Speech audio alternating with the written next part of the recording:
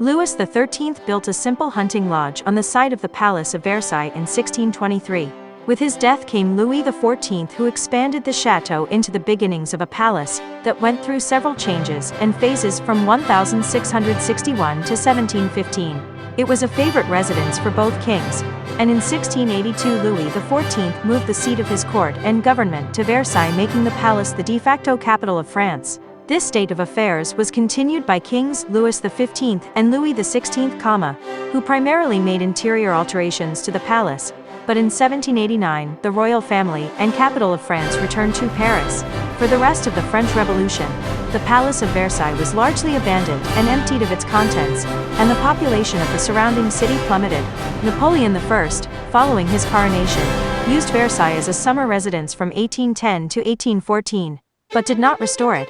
Following the Bourbon Restoration, when the king was returned to the throne, he resided in Paris, and it was not until the 1830s that meaningful repairs were made to the palace. A museum of French history was installed within it, replacing the apartments of the southern wing. The palace and park were designated a World Heritage Site by UNESCO in 1979 for its importance as the center of power, art, and science in France during the 17th and 18th centuries. The French Ministry of Culture has placed the palace, its gardens, and some of its subsidiary structures on its list of culturally significant monuments. When Napoleon Bonaparte became Emperor of the French in 1804, he considered making Versailles his residence, but abandoned the idea because of the cost of the renovation.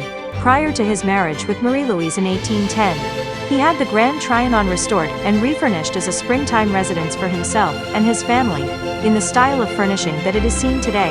In 1815, with the final downfall of Napoleon, Louis XVIII, the younger brother of Louis XVI, became king and considered returning the royal residence to Versailles where he had been born. He ordered the restoration of the royal apartments, but the task and cost was too great.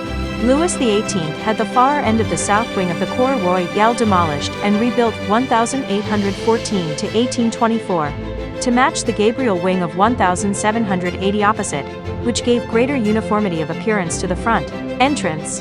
Neither he nor his successor, Charles X, lived at Versailles.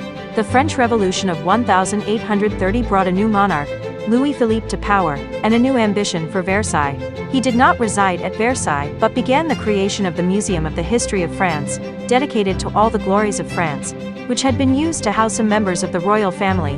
The museum was begun in 1833 and inaugurated on June 30, 1837.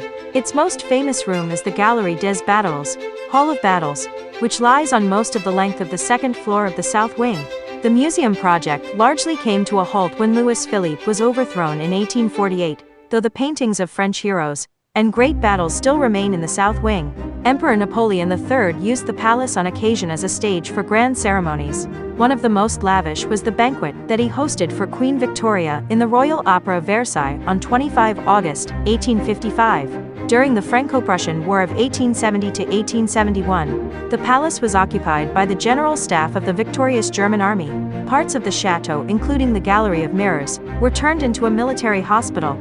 The creation of the German Empire, combining Prussia and the surrounding German states under William I, was formally proclaimed in the Hall of Mirrors on January 18, 1871. The Germans remained in the palace until the signing of the armistice in March 1871.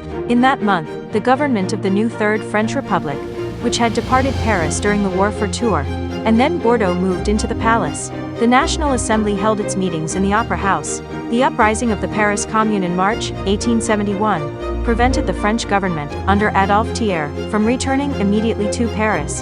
The military operation, which suppressed the Commune at the end of May, was directed from Versailles, and the prisoners of the Commune were marched there and put on trial in military courts. In 1875, a second parliamentary body, the French Senate, was created and held its meetings for the election of a president of the Republic in a new hall created in 1876 in the south wing of the palace.